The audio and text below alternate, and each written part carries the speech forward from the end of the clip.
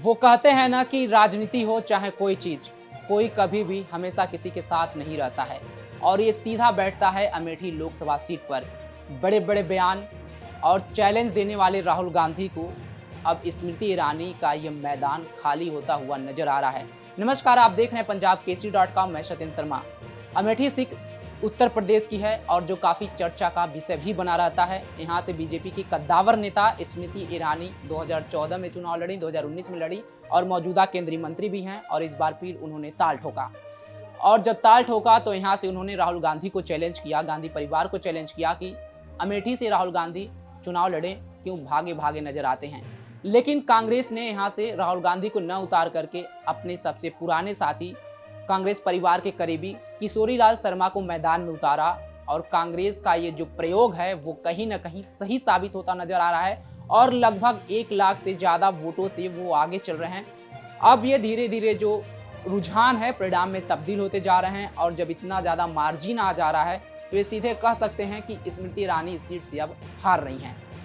कई सारे बयान स्मृति ईरानी के हैं जो काफ़ी चर्चा का विषय बने थे, जिसपे काफ़ी कुछ बवाल भी हुआ था।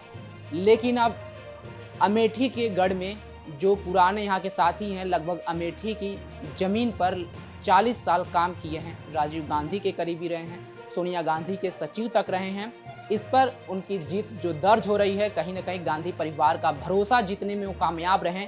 और देखना होगा कि क्या गांधी परिवार में अब उनका जो क्रेज है वो और बढ़ेगा कि नहीं। लेकिन जब उनकी ये सीट जारी हुई थी, जब उम्मीदवार बने थे, तो बीजेपी कटाक्ष भी की थी कि राहुल गांधी यहाँ से भाग रहे हैं और ये कर रहे हैं। लेकिन एक बार फिर से जो अमेठी गांधी परिवार का गढ़ था, स्मृति ईरानी ने उसे बीजेपी के झोली में डाला था। एक बार फिर कांग्रेस उसे अपने झोली में डालती नजर आ रही है और यहाँ से स्मृति ईरानी चुनाव हार रही हैं। बात करते हैं किशोरीलाल मीणा की, तो जिस तरह से राहुल गांधी को बुलाया गया था, राहुल गांधी रायबरेली से चुनाव लड़ रहे हैं और दोनों लोकसभा सीट से वो जीत रहे हैं। ऊपर से अगर किशोरीलाल मीणा की जीत की बात की जाए तो प्रियंका गांधी की तरफ से भी ट्वीट आया है। उन्होंने ट्वीट में कहा है कि किशोरीलाल भैया, हमें आपसे उम्मीद थी और जो उम्मीद थी आपने उसे कामयाब किया, आप पर मुझे भरोसा था।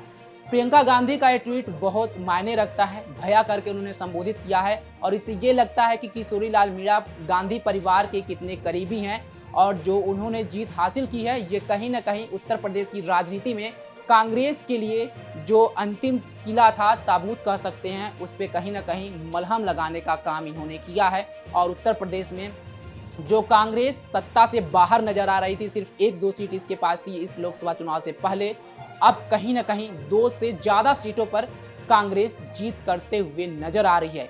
इस पूरे मामले पर आपकी क्या राय है, कमेंट बॉक्स में हमें जरूर बताएं। तमाम खबरों के लिए जुड़े रहें हमारे साथ और देखते रहें पंजाब केसरी.com। धन्यवाद।